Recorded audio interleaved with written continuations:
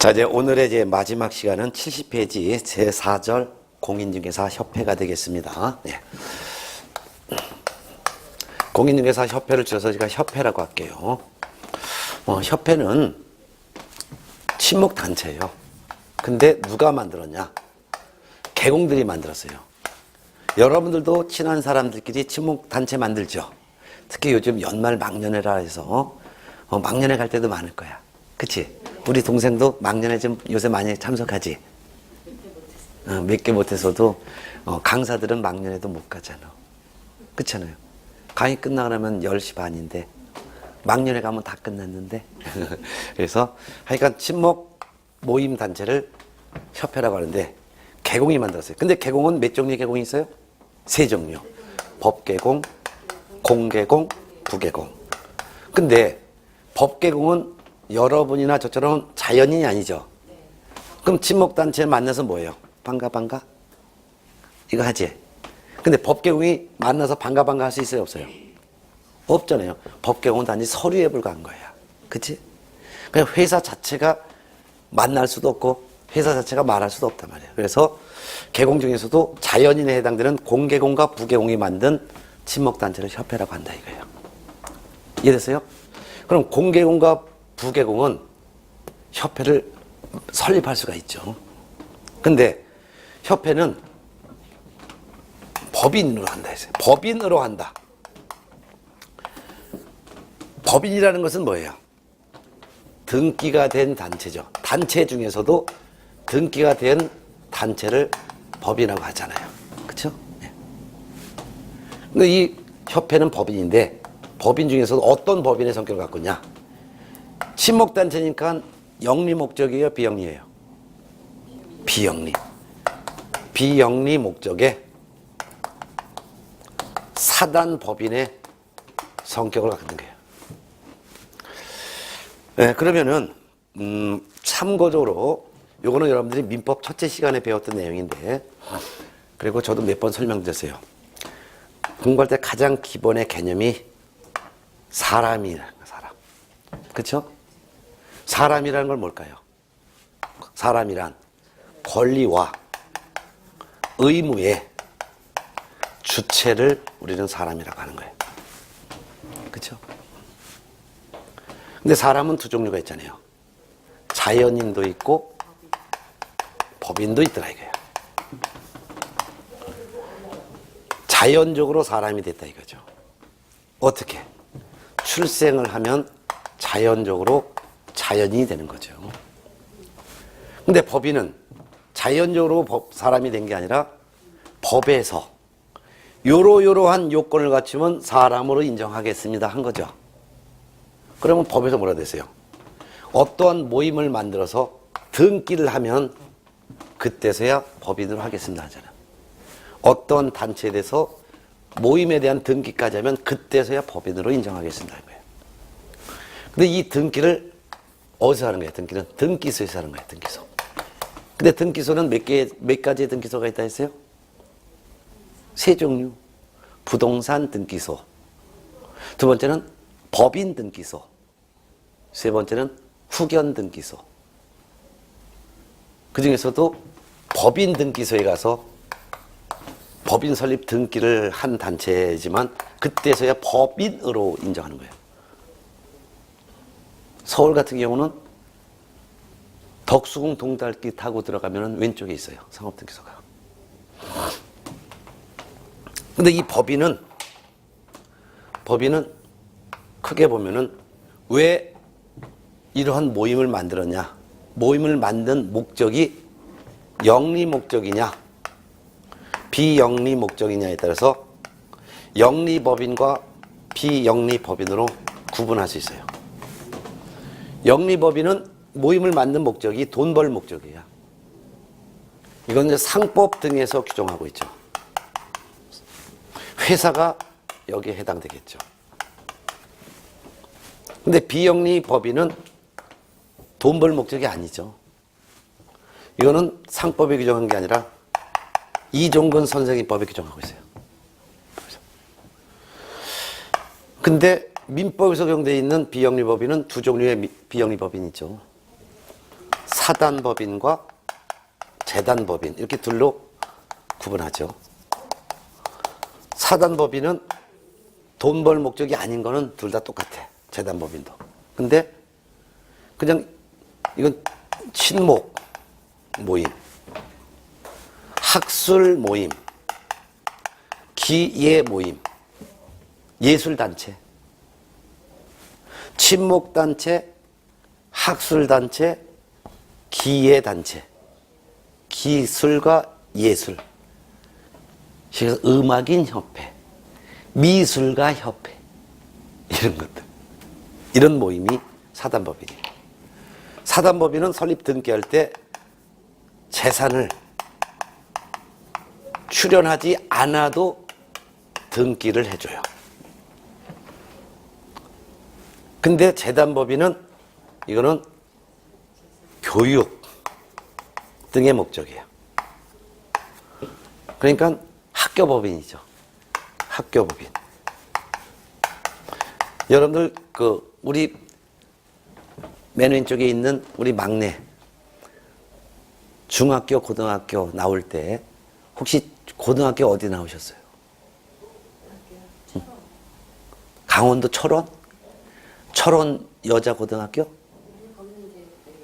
종합고등학교야? 응. 우리 가운데는? 은광? 그러면 은광 여자 고등학교 교문에 들어가면 왼쪽에는 은광 여자 고등학교 하고 오른쪽에는 학교법인 은광법인 이렇게 하면 돼 있을까? 이렇게 돼 있을 거야. 학교 들어가면서 교문에 한쪽은 무슨 중학교, 무슨 고등학교, 오른쪽엔 학교법인 무슨 법인. 그게 바로 학교법인이 바로 재단법인이야. 이런 경우에는 등기하려면 재산을 출연해야 돼요. 출연한다는 것은 돈이나 또는 부동산을 내놔야 돼. 이걸 가지고서 모임을 만들어야 돼. 그래야지만 등기해줘요. 학교 설립하려면 나 학교 설립하겠습니다. 몇 명이 모여서 등기하려면 해주나 안 해주지. 학교를 운영하려면 교사가 있어야 돼. 교사라는 것은 교육하기 위한 건물을 교사라고 해. 학교 선생이 아니라 교사하는 것은 학교 건물, 학교 운동장이 있어야 되잖아. 그런 걸 내놔야지만 등기해준다 이거야. 그죠? 다 이거 돈 벌 목적 아니에요. 네. 이런 것들을 우리는 비영리법인이라고 하죠. 근데 협회는 법인으로 한다 해놓는데, 즉 등기가 되어야지만 협회로 인정하는데 돈 벌 목적이 아니기 때문에 비영리법인에 해당되고, 또한 재산을 내놓지 않아도 그러한 모임에 대해서 친목 모임이기 때문에 등기해주기 때문에 사단법인의 성격을 갖는다 이거예요. 이해됐죠? 그럼 협회는 법인이라고 한다는데 협회가 설립되는 과정이 있어요. 협회가 설립되는 과정은 4단계 과정을 거쳐요. 일단 여러분들도 친목 모임을 만들 때 똑같아요. 일단 몇 명이 우리 무슨 모임 하나 만들어 볼까? 몇 명이 모여서 한번 얘기하죠. 발기인이라고 해요. 300명 이상인 계공이 발기임이 일단 모여. 그래서 회칙을 만들어. 회칙을 정관이라고 해요. 뭐라고 한다고요? 정관. 요게 첫 번째예요. 그런 다음에 두 번째 단계는 요 정관에 대해서 동의를 해야 되는데 누가 동의해야 되냐? 창립총회를 열어요. 창립총회는 전체 600명 이상인 계공이 창립총회를 열어야 돼. 근데 이 600명 안에 서울에 있는 계공이 100명 이상, 그 다음에 나머지 광역시나 도에서는 각각 20명 이상의 계공이 골고루 모여서 전체 600명 이상이 모여가지고 요 정관에 대해서 찬성합니다 라고 과반수가 동의해야 돼요. 그런 다음에 국토교통부 장관에게 가서 인가를 받는 거예요. 인가. 국토교통부 장관이 그래 니들 친목 모임 만들어도 돼. 라고 인가를 해줘야 돼요. 인가라는 것은 국가의 동의를 인가라고 하는 거예요. 그러면 인가해주면 국토교통부 장관이 설립 인가증을 줘요. 인가증. 설립 인가증을 교부해주면 이 설립 인가증을 등기소에 제출해야 돼. 등기소에 제출하면 등기소에서 등기해줘. 그러면 이때서야 성립되는 거예요. 아까 협회는 법인으로 한다 했죠?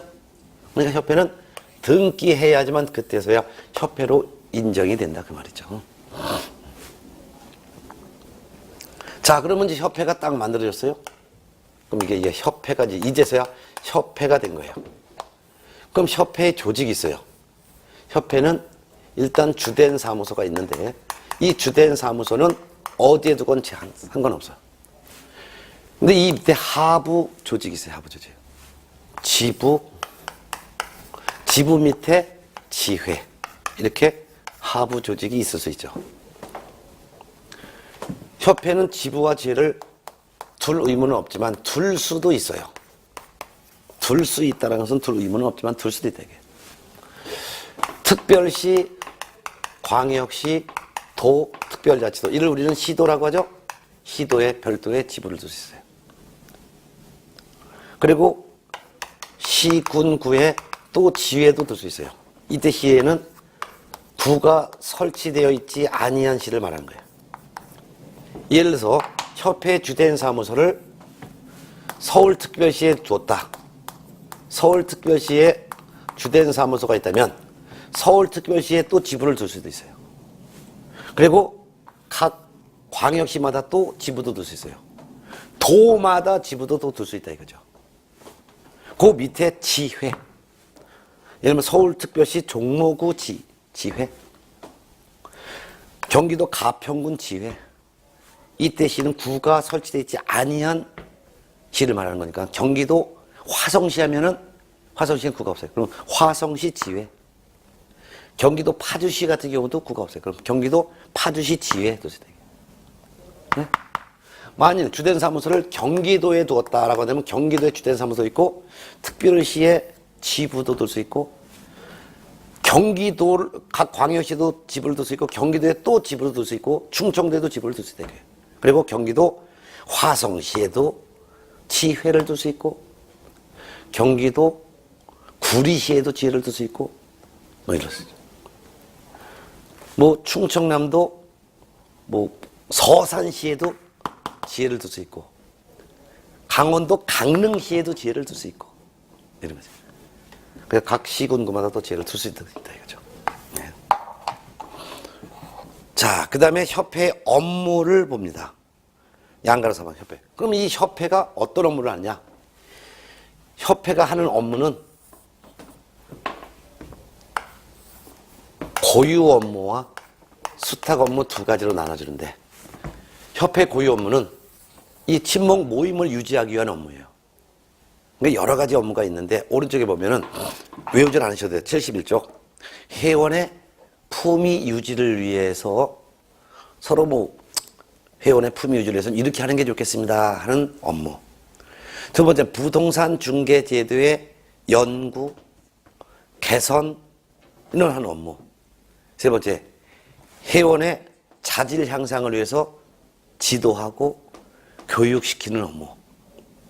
네 번째는 회원의 윤리 헌장을 제정해서 실천하는 업무. 다섯 번째 보니까 뭐가 되세요? 부동산 정보 제공에 관한 업무. 그게 바로 부동산 거래 정보 사업.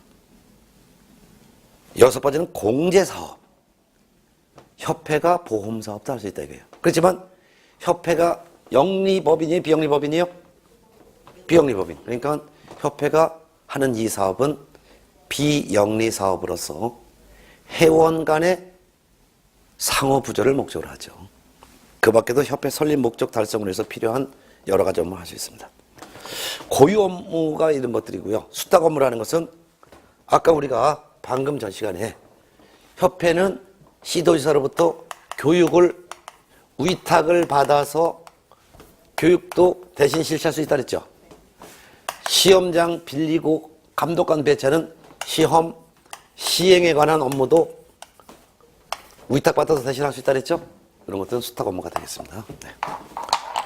그래서 협회 고유 업무 중에서 대표적인 것이 바로 부동산 거래 정보 사업인데, 협회가 국토교통부 장관으로부터 부동산 거래 정보망을 설치 운영할 자로 지정을 받아서 협회가 부동산 거래 정보망을 설치 운영할 수도 있다 이거예요. 지금 현재 협회가 부동산 거래 정보망을 설치 운영하고 있어요.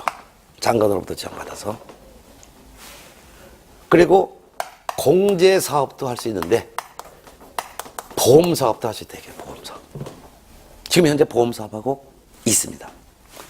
근데 개업 공인중개사의 손해배상 책임을 보장할 목적으로 협회가 공제 사업을 할 수 있는데, 공제 사업을 하려면 먼저 공제 규정을 제정하여 국토교통부 장관의 승인을 얻어야 돼. 공제 규정이라는 것은 보험약관이에요. 여러분 보험 가입하면 보험약관 주죠? 협회 가입해도 보험약관을 주는데 보험약관을 공제 규정이라고 해요. 공제료 얼마 받겠습니다. 그리고 배상은 이렇게 하겠습니다. 구상권 행사 이렇게 하겠습니다. 라는 약관을 공제 규정이라고 하고, 공제 규정을 제정하여 국토교통부 장관의 승인을 받은 다음에 공제 사업을 하는 거예요. 공제 사업의 대표적인 예가 바로 공제기금을 조성하여 공제금으로 배상해주는 사업이죠. 즉 공제료 받아서 모아진 공제료를 가지고 공제금을 배상해주는 사업이 바로 공제 사업이 되는 거예요. 이런 걸 지금 현재 하고 있어요. 그러면 지금 협회가 부동산 거래 정보망 사업도 하고 공제 사업도 하고 있는데, 여기는 개업 공인중개사가 가입하여 이를 이용할 수 있는 거예요. 근데 개업 공인중개사가 전부 협회에 가입할 의무는 없어요. 협회가 딱 만들어졌으면 이 협회에 개공등이 가입을 해도 되고 가입하지 않아도 되는데, 지목단체에 꼭 가입할 의무는 없잖아요. 협회에 가입한 개공을 우리는 협회 입장에서는 회원이라고 하고, 협회에 가입하지 아니한 개공을 우리는 비회원이라고 하는데, 회원이건 비회원이건 협회가 지금 현재 부동산 거래 정보망 설치 운영하고 있죠? 다 이용할 수 있어요. 협회가 보험사업, 공제사업 하고 있죠? 회원이건 비회원이건 다 보험 가입할 수 있다 이거예요. 네, 이렇게 알아두시면 되겠습니다. 한 장 넘어가겠습니다. 이제 72쪽, 이제 공인중개사법령의 마지막 끝자락이 제6장 감독상 명령 및 행정처분 벌칙인데요. 요거는 지금까지 이제 공인중개사법 내용을 공부했는데, 공인중개사법을 위반하는지 감독하고 법을 위반한 자에 대한 제재를 규정한 파트가 바로 지도감독 및 행정처분 벌칙이 되겠습니다. 자, 요거는 법 위반자에 대한 제재 규정만 따로 묶은 파트이기 때문에 지금 외울 수는 없어요. 외우는 건 제가 1, 2월달 과정 들어가면서 그때부터 제가 다 암기시켜 드릴 거고, 지금 큰 틀만 잡는 거예요. 기초 과정에서는 큰 틀만 잡는 거예요. 그리고 용어 뜻만 배우는 게 가장 중요한 거예요. 그럼 72페이지 지도감독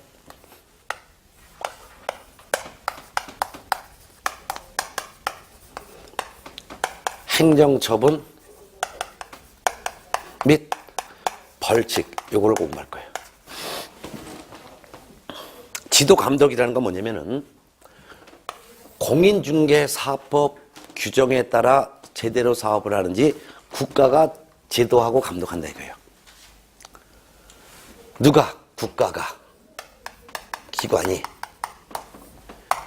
사업을 하는 개공이나 거래정보사업자가 공인중개사법 규정대로 제대로 중개업을 하고 거래정보사업하도록 지도도 하고 감독도 한다 이거죠. 이게 바로 지도감독이라는 뜻이에요. 지도감독 해봤더니 요 분들이 법을 위반했다면, 이분들이 법을 위반했어요. 이분들이 공인중개사법을 위반했네. 위반했으면 가만두면 안 되겠죠. 그렇죠? 법을 위반했을 때 제재를 가해요. 법 위반자에 대한 제재를 가하는데 그 제재가 바로 행정처분과 벌칙이라는 거예요. 그러면 교재 73쪽 행정처분이 나와요. 행정처분. 행정처분이라는 것은 법을 위반한 자에 대한 제재를 가하는데 행정관청이 법을 위반 자에 대해서 자기의 자격을 박탈시키는 취소 처분을 하거나 또는 정지 처분을 하는 것을 행정처분이라고 부르는 거예요. 그럼 행정관청은 등록관청도 행정관청이죠?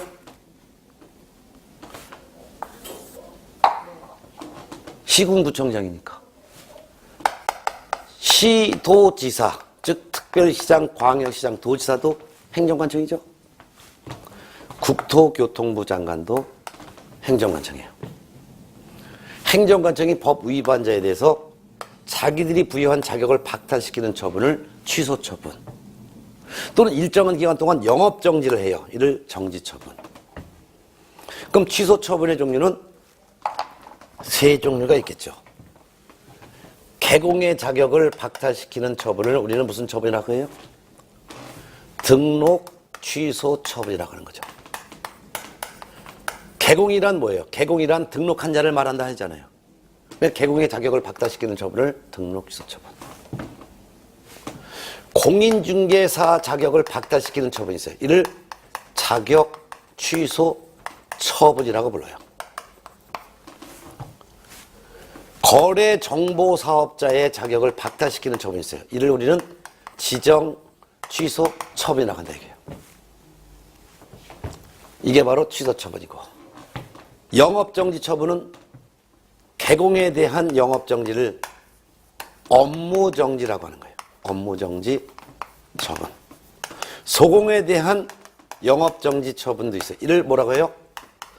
자격정지 처분이라고 부르는 거예요. 이와 같은 것을 우리는 정지처분이라는 거죠.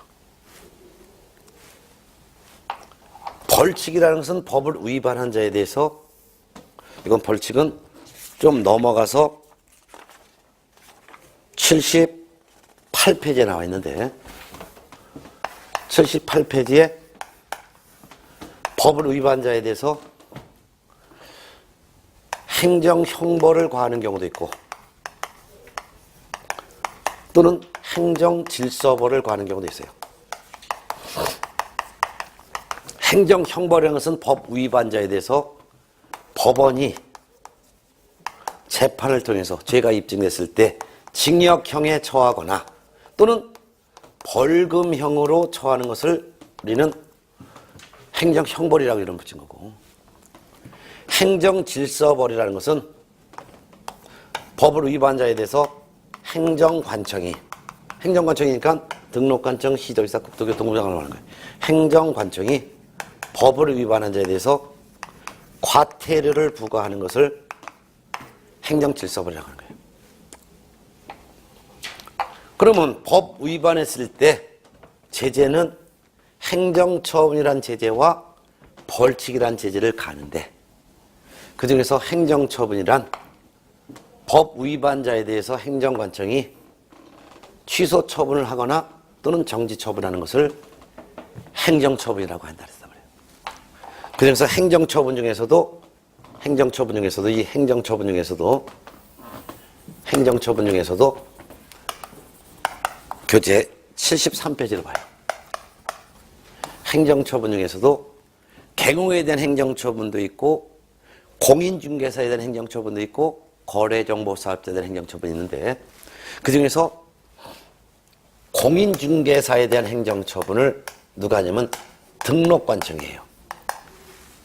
그래서 73쪽 1 개공에 대한 행정처분, 공인중개사 아니라 개업 공인중개사에 대한 행정처분. 개공은 법개공, 공개공, 부개공이 있죠. 개공에 대한 행정처분은 크게 보면은 등록 취소 처분과 업무정지 처분 둘로 나눠져요. 등록 취소 처분이라는 것은 등록증을 뺏었다는 뜻이 아니라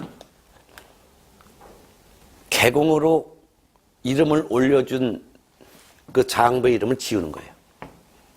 등록 신청을 받으면 등록관청이 등록 기준 갖췄는지 확인해서 등록해주죠.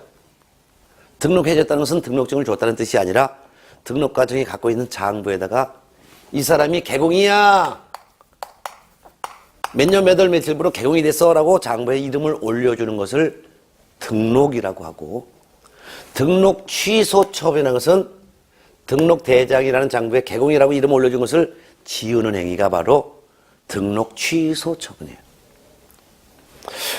근데 어떤 경우에 등록 취소 처분을 하는지가 법에는 요러한 경우에는 반드시 등록 취소 처분을 해야 한다 라고 규정하고 있어요. 이게 바로 양가로 1번 등록 취소 처분 중에서 1, 동그라미 1번 절대적 등록 취소. 요런 경우에는 반드시 등록을 취소해야 된다. 절대적 등록 취소 또는 필요적 등록 취소 또는 기속적 등록 취소라고도 하는데, 이게 바로 등록을 취소해야 된다라는 거예요. 근데 이거를 다 지금 외워야 되냐? 시험장에 갈 때까지는 외워야 되는데 지금 외울 수는 없어요. 이런 경우에 반드시 등록을 취소하라고 그랬는데 사유가 뒷방방하나. 그래서 그냥 여러 가지가 있다라고 하고 그냥 대표적으로 여러분 책에 박스에 있는데 이런 경우예요. 예를 들면은 사부가 결혼했더니 이 양이 속았다고 2번이나 엎어지고 지랄 떨었네. 이게 이제 그 등록을 취소해야 될 사유, 여러분 73쪽에 있는 음향 박스에 있는 쭉 내용인데, 나중에 다 정리할 거예요. 지금은 외우려고 하지 말고 이해를 하는 거예요. 개공이 사망하거나 또는 법 개공이 해산됐어요. 그럼 사망했으니 없어졌잖아요. 법인이 없어졌잖아요. 그러면 등록의 효력은 없어졌지만, 즉 개공은 아닌 신분이 됐지만 장부에 있는 이름을 지워야 되는데 이게 바로 등록을 취소해야 된다 이거죠. 등록을 하긴 했는데 부정한 방법으로 등록했어. 등록관청 공무원과 짜고서 허위로 등록받았어요. 부정한 방법으로 등록받았으면 그 등록한 거를 등록관청은 취소시켜야 돼. 장부 이름을 지워야 되는 거지. 또한 개공이 중견마다가 결격사 해당돼서, 예를 들면은 징역형을 선고받아서 교도소에 들어갔어요. 그럼 교도소에 있으면 중견마 할 수 있어요, 없어요? 없지. 그러니까 등록을 취소해야 되지. 등록은 하나만 해야 되는데 2 이상 등록했어요. 이중 등록. 등록증을 남한테 양도대에서 개공이 다른 개공에 또 이중 소속했어. 자기 사무소 근무하면서 다른 개공에 또 소속했다 이거예요. 등록을 다 취소해야 됩니다. 최근 1년 이내 업무정지 처분을 2번이나 받았어요. 업무정지는 영업정지인데 개공에 대한 영업정지 처분을 업무정지 처분이라고 하죠. 근데 업무정지 기간은 6개월 범위 안에서 정해져요. 짧으면 15일 업무정지 할 수도 있고 많이 길어봤자 6개월. 요 범위 안에서 업무정지를 한다 이게요. 업무정지를 2번 받은 상태에서 또 업무정지에 해당되는 행위를 했다면 이거 상습범이지. 이때는 업무정지하지 않고 등록을 무조건 취소시키는 거예요. 또한 개공이 업무정지 받았어요. 그럼 업무정지 기간이 있단 말이에요. 업무정지 기간 중에 중개업을 못하는데 업무정지 기간 중에 만약 중개 업무를 직접 했다면은 등록을 취소해야 되는 거예요. 개공이 고용한 소속공인중개사가 자격정지를 받았어. 자격정지는 소공에 대한 영업정지를 자격정지라고 하죠. 이것도 6개월 범위 안에서 영업정지예요. 소공에 대한 영업정지, 자격정지. 자격정지 기간 중에 있는 소속공인중개사에게 이 개공이 중개업무라고 시켰어. 일 시켰다면 일 시킨 개공의 등록을 취소시켜야 된다, 뭐 이런 거죠. 이런 경우에 이제 등록을 취소해야 되는 사유가 있었죠. 이게 쓸 필요도 없대. 책에 다 있는데 이걸 왜 써, 이걸. 나중에 암기할 것도 한꺼번에 다 암기 방법에다 다 정리될 텐데. 근데 동그라미 2번 74쪽 보면 상대적 등록 취소라는 게 있어요. 그건 등록을 취소할 수 있다 이거예요. 등록을 취소할 수 있다는 것은 등록을 취소할 수도 있지만 안 하고 6개월의 업무 정지를 대신 할 수도 있는 경우를 우리는 등록을 취소할 수 있다 이게. 이를 상대적 등록 취소 또는 재량적 등록 취소 또는 임의적 등록 취소라고도 표현해요. 이런 경우에 등록을 취소할 수도 있지만 안 하고 6개월간 업무 정지를 할 수도 있는 사유가 있어요. 이런 위반행위. 어떤 위반행위냐? 그 다음 페이지 74페이지 보면 쭉 나와 있어요. 이것도 지금 외우는 게 아니라 그냥 나중에 등록을 한 개공이 나중에 등록 기준이 미달됐어요. 예를 들면 사무소를 이전했는데 가설 건물을 이전했네. 그럼 등록 기준이 미달돼 버렸지. 그럼 등록해준 것을 다시 취소시킬 수도 있다. 뭐 이런 경우예요. 여러 가지가 있다 이거예요. 예를 들면 이런 경우. 그러면 등록 취소 처분도 무조건 해야 되는 경우도 있고 하지 않고 그냥 6개월 업무 정지를 대신할 등록을 취소할 수도 있지만 그렇지 않고 또는 6개월 업무 정지 처분하거나 둘 중에 하나의 행정 처분을 골라서 할 수 있는 위반 행위도 있구나. 이렇게만 이해하시는 거예요. 자, 등록이 취소 처분됐으면 만약 등록 취소 처분을 받으면 이 사람은 A는 개공이 아니에요. 그쵸? 그러니까 이 등록 취소 처분받은 사람은 이 등록증을 7년 내에 반납해야 돼. 뿐만 아니라 등록 취소 처분받으면 3년간은 중개업계에 들어올 수도 없는 거예요. 근데 업무정지 처분이라는 게 교재 74페이지 양가로 이번에 있어요. 개공에 대한 영업정지 처분을 업무정지 처분이라고 해요. 이건 아주 경미한 위반행위 했을 때 6개월 범위 안에서 기간을 정하여 영업정지하는데 이를 업무정지라고 하죠. 근데 이 개공 중에서는 법개공이 있을 수 있단 말이에요. 법개공이 만일 if 법개공이 있는데 법개공하면 이건 주된 사무소를 말하는데 플러스 별도로 분사무소 둘 수 있죠. 주된 사무소가 경미한 위반행위 했을 때는 주된 사무소만 업무정지 처분할 수 있고 분사무소는 그대로 중개업을 해도 돼. 근데 분사무소에서 법을 위반했으면 분사무소만 영업정지하고 주된 사무소는 그대로 중개업을 하게 할 수 있어요. 그렇기 때문에 법인인 개업공인회사에 대해서는 법인 또는 분사무소별로 따로따로 법을 위반한 사무소만 업무정지할 수도 있어요. 네. 뭐 업무정지 할 수 있는 사유가 교재 뒷방 많은데 74페이지 보면 1번, 2번 쭉 있는 것 중에서 2번 보세요. 예를 들면은 어떤 경우 업무정지 할 수 있냐. 개공은 업무하기 전에 인장 등록부터 해야죠. 어떤 도장을 사용할지 등록관청에 알린 다음에 업무해야 되잖아요. 인장 등록하지 않고 업무를 개시했다든가 이런 경우가 바로 업무정지 할 수 있는 사유 중에서 하나가 되죠. 이 업무정지 사유도 뒷방 많은데 이것도 1, 2월달 공부할 때 싹 한꺼번에 정리할 거예요. 지금은 업무정지하면 개공에 대한 영업정지를 말하고 기간은 6개월을 초과할 수 없구나. 이렇게만 알아두면 돼요. 그 다음에 한 장 넘어가서 교재 76페이지 2번 공인중개사에 대한 행정처분을 보겠어요. 공인중개사에 대한 행정처분은 누가 하냐면 시도지사가 해. 특별시장, 광역시장, 도지사가 공인중개사에 대한 행정처분을 해요. 이때 공인중개사는 자격이 있는 모든 사람 다 적용되는 공인중개사가 있어요. 공인중개사란 이 법에 의하여 자격을 취득한 자죠. 그러니까 자격을 취득하여 등록까지 한 자, 뭐라 불러요? 공인중개사인 개업공인중개사라고 하잖아요. 공인중개사 자격을 취득하여 개공에 취직을 했어요. 취직을 뭐라고 불러요? 소속. 이런 사람을 뭐라고 불러요? 소속 공인중개사. 공인중개사 자격 취득했지만 전혀 중개업에 종사하지 않고 자격증 썩혀먹고 있어요. 그냥 일반 공인중개사. 이런 사람들도 다 공인중개사예요. 자격 있는 모든 사람에 대해서 시도지사가 할 수 있는 게 뭐냐면 자격증을 교부한 시도지사가 할 수 있는 게 바로 자격 취소예요. 자격 취소 처분에서는 자격증을 뺏었다는 뜻이 아니라 자격증 교부대장에 공인중개사가 되었다라고 기록한 것을 지은 행위가 바로 자격 취소 처분이에요. 준 놈만이 뺏을 수 있다 이거죠. 근데 자격증을 교부한 지도지사와 공인중개사의 사무소가 소지하고 있는 시도지사가 서로 다를 수가 있어요. 이럴 때는 사무소 소재지 시도지사가 먼저 자격 취소 처분에 필요한 절차를 이행해요. 자격 취소 처분에 필요한 절차라는 것은 법 위반했는지 조사만 하는 거죠. 법 위반 조사. 조사하면 결과가 나오겠죠. 조사 결과가 나와. 이 조사 결과를 자격증 교부한 시도지사에게 통보하는 거예요.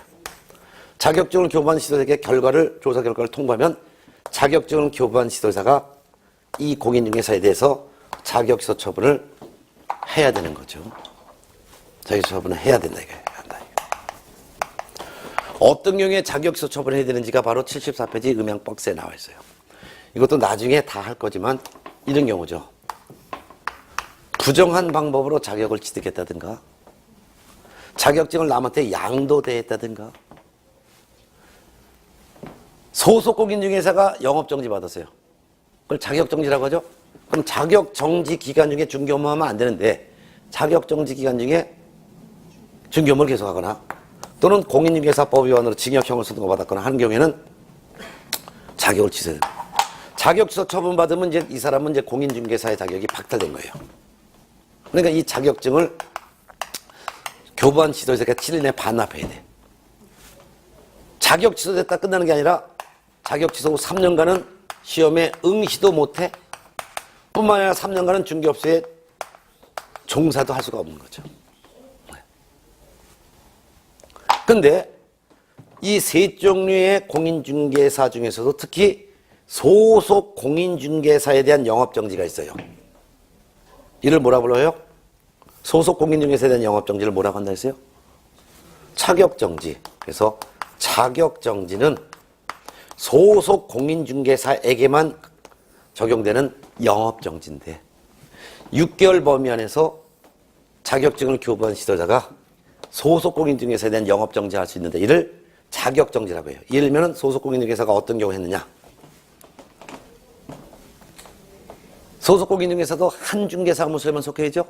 근데 여러 중개사무소에 이중 소속을 했다든가 소속 공인중개사도 업무하기 전에 인장 등록해야죠. 인장 등록을 하지 않고 소속 공인중개사가 업무를 시작을 했다든가 하는 경우에는 6개월 범위 안에서 소공에 대한 영업정지할 수 있는데 이를 자격정지 처분이라고 한다. 개념만 이해하시면 돼요. 상세한 것도 다 1월달에 할 거예요. 그 다음에 교재 78쪽 보면 거래정보사업자에 대한 행정처분이 나와 있어요. 요거는 판서 안 하고서 국토교통부 장관이 거래정보사업자로 지정한 것을 취소시킬 수 있어요. 이를 지정취소라고 합니다. 거래정보사업자가 되는 방법은 지정이죠. 지정 누가 해줬어요? 국토교통부 장관이 네가 부동산 거래정보망을 설치 운영해서 돈 벌어도 돼 라고 지정해줬는데 부동산 거래정보망을 제대로 운영하지 않았을 때 국토교통부 장관이 지정을 취소시킬 수가 있다 이거죠. 어떤 경우에 지정을 취소할 수 있는지 78페이지에 5가지 사유가 있는데 이것도 지금 외우는 게 아니라 그냥 이런 경우로구나 이렇게 그냥 가볍게 터치하면 돼요. 예를 들면 거짓 그 밖에 부정한 방법으로 지정을 받았다든가 하면 지정을 취소시킬 수도 있고 거래정보사업자로 지정을 받고서 3월 내에 운영규정을 지정하여 승인받아야 되는데 안 했다든가 또는 세 번째 거래정보사업자는 오로지 개공으로부터 공개 의뢰받은 정보만 공개해야 되는데 생활정보지 있는 정보 등을 공개했다든가 또는 개공으로부터 의뢰받은 내용과 다르게 정보를 공개했다든가 뭐 이런 경우에는 그 지정해 준 것을 다시 취소시킬 수가 있다 이거죠. 이런 경우. 예. 근데 아까 등록 취소 처분 받은 개공 등록증 반납하고 자격 취소 처분을 받은 공인중개사 자격증을 반납하라 했어요. 근데 개공이 영업정지 즉 업무정지 받았어요. 소공이 영업정지 즉 자격정지 처분 받았어요. 하더라도 등록증 자격증 반납하지 않아요. 또한 거래정보사업자 지정 취소 처분을 받아도 지정서를 반납할 의무는 없습니다.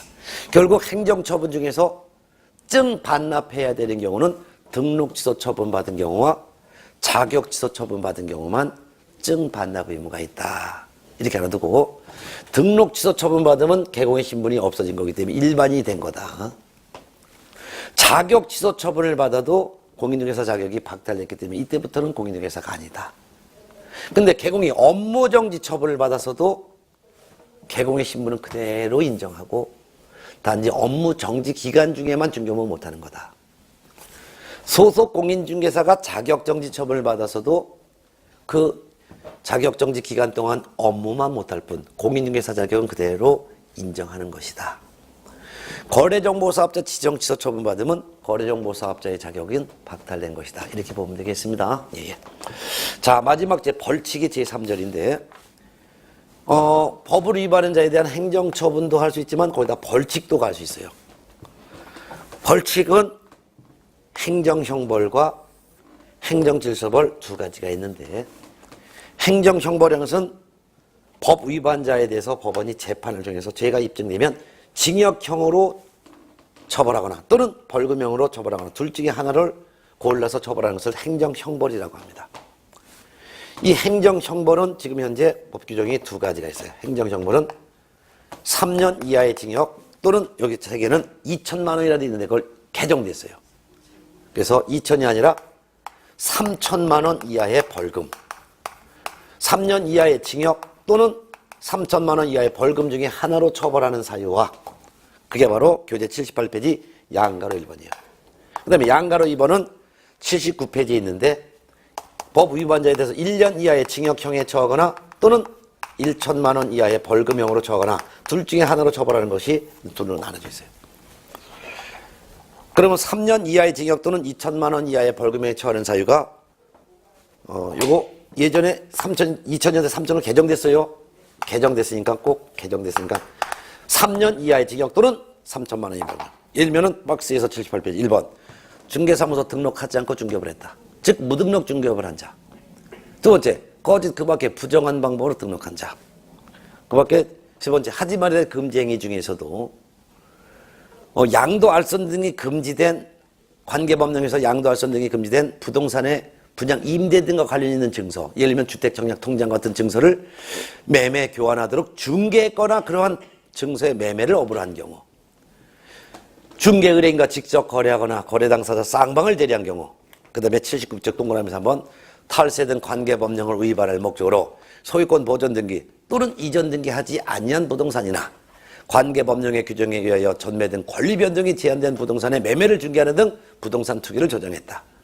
즉 미등기 전매를 중개했다. 이런 경우에 옛날에는 3년 이하의 징역 또는 2천만 원 이하의 벌금형이지만 이번에 법이 개정되어 3년 이하의 징역 또는 3천만 원 이하의 벌금에 처한다. 또한 79쪽 1년 이하의 징역 또는 1천만 원 이하의 벌금 중에 하나의 형벌을 골라서 때릴 수 있는 위반행위도 있는데 뭐 쭉 있어요. 그것도 그냥 여러 가지가 있는데 예를 들면 1번 다른 사람에게 자기의 개공이 다른 사람에게 자기의 성명을 사용하여 중개업무를 하게 했거나 또는 등록증을 다른 사람한테 양도대했다든가 또는 등록증 자격증을 양도한 사람뿐만 아니라 양수대 받은 사람이라든가 이런 경우가 되겠죠. 또는 2번 공인중개사가 아닌 자가 공인중개사 또는 이와 유사한 명칭을 사칭했다든가 또는 이중 등록했다든가 뭐 이런 이중 사무소에 뭐 둘 이상의 사무소에 소속했다든가 뭐 하는 경우가 있겠죠. 이와 같은 경우는 1년 이하의 징역 또는 1천만 원 이하의 벌금에 처한다. 그럼 이 지금 사유를 전부 다 외우는 게 아니라 이 사유는 1월 달부터 공부할 때 그때 이제 순차적으로 외우고 지금을 외우는 게 아니라 행정형벌이라는 뜻이 공인중개사법을 위반한 자에 대해서 법원이 재판을 정해서 죄가 입증되면 징역형 또는 벌금형 중에 하나로 처벌하는 것을 행정형벌이라고 하는데 3년 이하의 징역 또는 2천만 원 이하의 벌금형에 처해질 수 있는 사유와 1년 이하의 징역 또는 1천만 원 이하의 벌금 중에 하나로 처벌하는 사유를 둘로 지금 현재 나눠져 있구나. 이렇게만 개념 잡으시면 돼요. 자, 마지막이 이제 80페이지 행정질서벌입니다. 행정질서벌이라는 것은 법을 위반한 자에 대해서 행정관청이 과태료를 부과하는 것을 행정질서벌이라고 하는구나. 그래서 앞으로 공부하면서 행정질서벌하면 과태료 부과하는 거, 행정정벌하면 징역 또는 벌금형을 과하는 거, 이렇게 이제 뜻만 이해하면 돼요.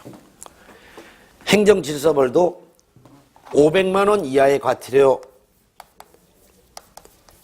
부과하는 경우와 100만 원 이하의 과태료를 부과하는 경우 둘로 이렇게 나눠져 있어요. 이것도 나중에 다시 합니다. 그냥 행정질서벌이라는 과태료를 부과하는데 행정관청이 부과하는구나. 500만 원 이하의 과태료를 부과하는 사유도 있고 100만 원 이하의 과태료를 부과하는 사유도 있구나 이렇게 보면 돼요. 이것도 나중에 다 암기가 돼요. 한 방에 다 암기가 돼요. 이렇게 구분만 알아두면 예를 들면 500만 원 이하의 과태료 사유도 우리가 이제 1월 달부터 그때 할 때 하겠는데 이런 거예요. 뭐 설, 연수, 영감, 감시용 이게 전체가 500만 원 이하의 과태료. 예를 들면은 설, 연수, 영감, 감시용 이게 500만 원 이하의 과태료인데 쓸 필요도 없어요. 개공이 매수인에게 설명을 제대로 하지 않았을 때는 500만 원 이하의 과태료. 실무교육을 받고 2년마다 연수교육을 받아야 되는데 연수교육을 안 받은 사람도 500만 원 이하의 과태료. 거래정보사업자가 운영규정을 위반하면은 500만 원이 과태료. 거래정보사업자가 국토교통부 장관이 업무 보고해봐라 이런 감독상 명령했는데 이에 따르지 않아도 500만 원이 과태료. 협회가 업무 보고해봐라 하는 명령 따르고도 감독상 명령을 따르지 않았거나 공제사업이라는 것을 제대로 하지 않으면 시정명령을 해. 시정명령 따르지 않았을 때 1년간의 운용실적을 공시해야 돼. 사업실적 공시하지 않았을 때도 500만 원이 과태료. 뭐 이런 게 있는데 이게 500만 원 이하가 되는데 그거 나중에 상세 설명을 또 해요. 100만 원 이하의 과태료도 뭐 이복에 문패 반납 뭐 이런 건데 사무소 이전했으면 이전 신고, 사무소 이전 신고 안 하면은 100만 원 이하가 과태료. 중개가 완성됐을 때 보험 가입했다라고 거래 당사자에게 설명해야죠. 보험서도 복사해줘야지. 그거 안 해도 100만 원 이하가 과태료. 사무소에 등록증 게시하지 않아도 100만 원 이하가 과태료. 사무소 명칭을 쓸 때 공인중개사 사무소 또는 부동산 중개 이런 문자를 써야 되는데 안 써도 100만 원 이하가 과태료. 폐업하고자 할 때 미리 폐업 등의 신고를 해야 되는데 폐업 신고하지 않고 무단 폐업해도 100만 원이 과태료. 등록 취소나 자격 취소 받은 사람이 7일 내 등록증 자격증 반납해야 되는데 자격증 등록증 반납 안 해도 100만 원 이하 과태료. 이게 바른 거 100만 원 이하 과태료인데 요런 내용이 그냥 공인중개사법에서는 행정질서벌이란 법 위반자에 대해서 행정관청이 과태료를 부과하는 것이 행정질서벌이라는 뜻이구나. 행정형벌이라는 것은 법 위반자에 대해서 법원이 재판을 정해서 징역 또는 벌금형을 형벌을 가하는 것을 행정형벌이구나. 이렇게 그냥 뜻만 일단 기초과정에서는 알아두면 되는 거예요. 상세한 내용은 전부 다가 1, 2월 되는 거예요. 이거 다 지금 한다면 머릿속에 들어오지도 않고 머릿속에 비빔밥 돼서 오히려 헷갈리기만 하는 거예요. 일단 여기까지. 여기까지가 공인중개사 법령이에요. 여기서 최소한도 30문제에서 32문제가 여기서 나오는 거예요. 응? 이 과목이 총 40문제가 나온다 그랬죠? 그래서 30문제에서 32문제가 이 공인중개사 법령에서 나오고 다음 주에 공부하실 제2편 부동산 거래 신고 등에 관한 법령에서 한 4문제 정도가 나오고 그 다음에 제3편 그 다음 주에 또 할 제3편 중개실무 파트에서 4문제 많게 나올 때는 6문제 이렇게 나오는 경우가 있죠. 그러면 오늘 여기까지 하고 이제 부동산 거래 신고 등에 관한 법령은 다음 시간에 할 건데 그럼 이번 마지막 시간에 한 거 한번 복습 한번 하고서 수업 마칠게요. 이번 시간에 일단 협회 공부했어요. 협회는 공개공과 부개공이 만든 친목단체인데 협회는 법인으로 한다. 즉 등기가 되어야지만 협회로 인정한다. 그런데 협회는 비영리 목적의 사단법인의 성격을 갖고 있다. 협회가 설립되려면 4단계 과정을 거친다. 일단 발기인이 모여서 회칙을 만든다. 이를 정관이라고 한다. 두 번째는 정관에 대해서 창립청에서 과반수의 동의를 얻어야 된다. 세 번째는 국토교통부 장관의 설립 인가를 받아야 된다. 그럼 인가증 준다. 인가증이 있어야지만 등기할 수 있기 때문이다. 네 번째는 등기소에 가서 설립 등기한다. 그러면 그때서 협회가 성립된 것이다. 협회의 주된 사무소는 어디에 두건 제한이 없다. 근데 주된 사무소 밑에 지부 및 지회를 둘 수도 있다. 지부는 특광도에, 즉 시도에. 지회는 각 시군구에. 이때 시라는 것은 구가 설치되지 않은 시. 군구에 지회도 둘 수 있다. 또한 협회는 고유 업무, 수탁 업무 다 할 수 있는데 고유 업무 중에서 부동산 거래 정보 사업도 할 수 있고 공제 사업도 할 수 있다. 특히 협회가 공제사업을 하고자 할 때는 먼저 공제규정, 즉 보험약관을 공제규정이라고 하고 공제규정을 지정하여 국토교통부 장관의 승인을 얻어야 된다라고. 협회에 가입한 개공을 회원, 협회에 가입하지 않은 개공을 비회원, 회원이건 비회원이건 협회가 운영하는 거래정보망 공제사업 다 이용할 수가 있다. 법을 위반한 개공 등에 대해서 제재를 가하는데 제재는 행정처분과 벌칙 두 가지가 있다. 행정처분은 행정관청이 법 위반자에 대해서 자격을 박탈하거나 영업정지하는 것을 행정처분이라고 한다. 특히 개공에 대한 자격을 박탈시키는 처분을 등록취소처분, 공인중개사 자격을 박탈시키는 처분을 자격취소처분, 거래정보사업자의 자격을 박탈시키는 지정취소처분. 또한 영업정지는 두 종류의 영업정지가 있다. 개공에 대해서 영업정지하는 것을 업무정지처분, 소공에 대해서 영업정지하는 것을 자격정지처분. 업무정지와 자격정지는 둘 다 6개월 범위 안에서 정지처분한다. 취소처분을 받으면 개공의 신분은 없어지고 공인중개사 신분은 없어지고 거래정보사업자 신분이 없어지는 것이지만 업무정지 처분을 받아도 개공의 신분은 그대로 인정, 자격정지 처분 받아도 공인중개사의 자격은 그대로 인정한다. 등록 취소와 자격 취소 처분 받았을 때는 등록증, 자격증을 반납하지만 지정 취소, 업무정지, 자격정지 받았을 때는 증 반납하지 않는다. 벌칙은 두 종류가 있는데 법 위반자에 대해서 법원이 징역 또는 벌금형을 과하는 것을 행정형벌이라고 하고 법 위반자에 대해서 행정관청인 등록관청, 시도지사, 국토교통부 장관이 과태료를 부과하는 것을 행정질서벌이라고 표현한다. 각각의 사유가 있지만 외우는 것은 1월부터 공부할 때 그때부터 외우는 것이고 지금은 이렇게 구분만 할 줄 알면 된다. 여기까지 했습니다. 다음 시간에 제2편 부동산 거래신고 등에 관한 법령에서 다시 뵙겠습니다. 수고하셨습니다.